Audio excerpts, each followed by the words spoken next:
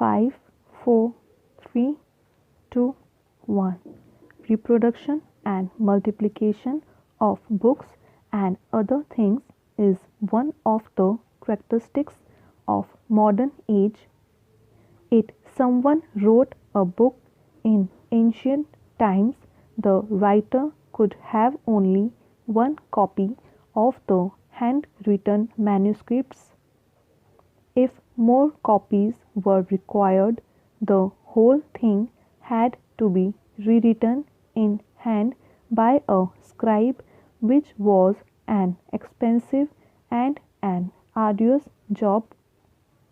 Today, on the other hand, if we want reproductions of a book or a given event, we have at our disposal not only the printing press but a few other scientific devices. Multiplication of things in the present age appears to be a mere child's play. In earlier days, if a good drama was staged and it happened to gain popularity, only those could benefit from it who were physically present when that play was staged.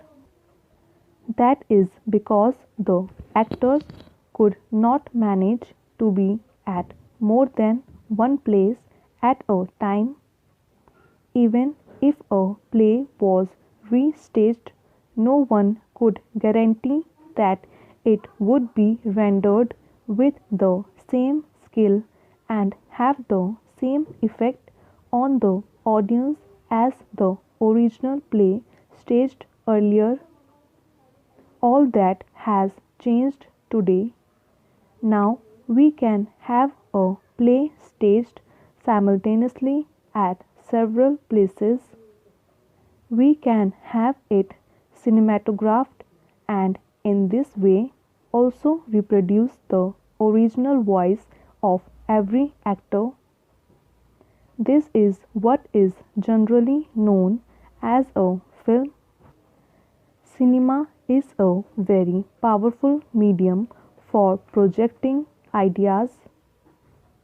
It can create excellent effect on the audience if it has well groomed actors, nice dialogues, and conveys a good moral. But it is equally potential in its destructive powers if the characters are immoral, so that their life as portrayed in films tends to degrade rather than raise society. The capacity of the drama to do good or evil is limited in the sense that it can influence only those who see it enacted at one place at a time, but the capacity of the film is unlimited because of its reproductions and the large number of people who can see it any number of times at any number of places.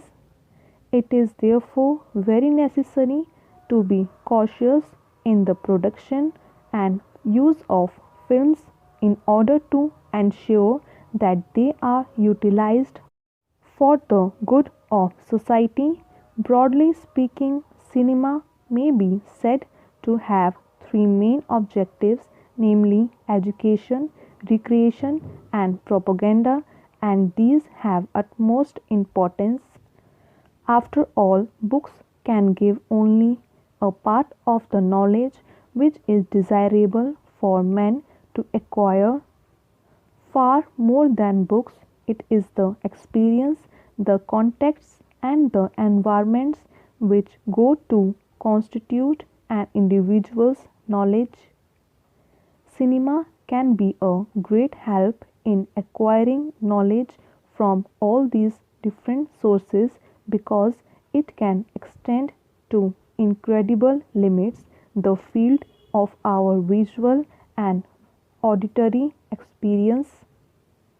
It is a truism that things which we see with our own eyes influence us far more than things which we hear from others' mouths.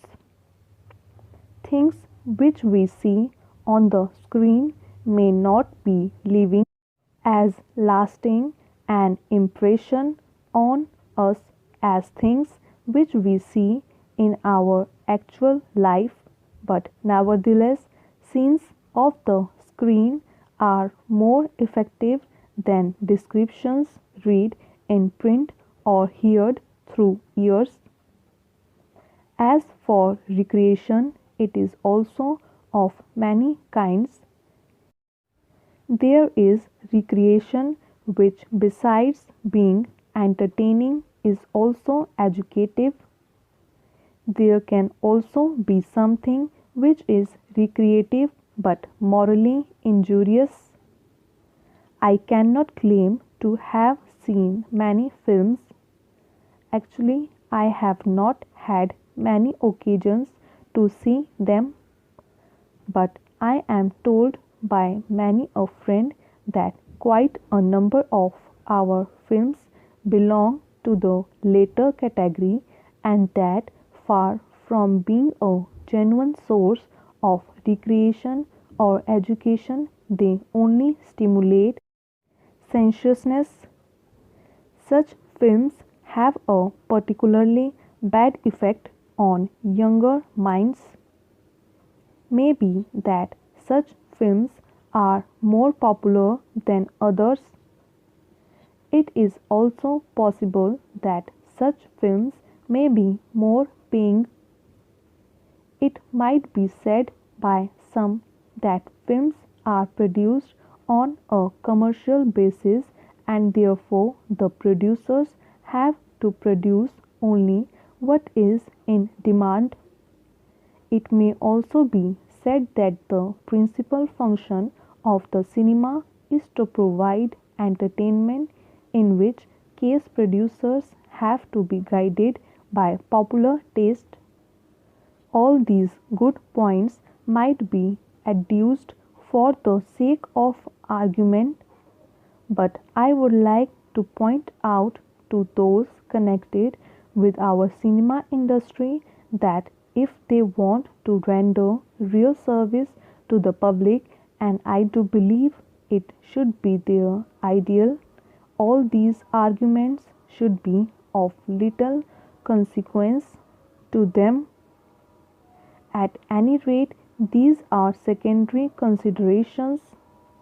The primary consideration must be service to the people. No service can be real unless it safeguards the genuine interest of those who are sought to be served. I would request film producers to think over this and ask themselves as to what their real aim is. The aim has to be service to the people, which is not incompatible with commercial success, but commercial success without service is hardly worth anything.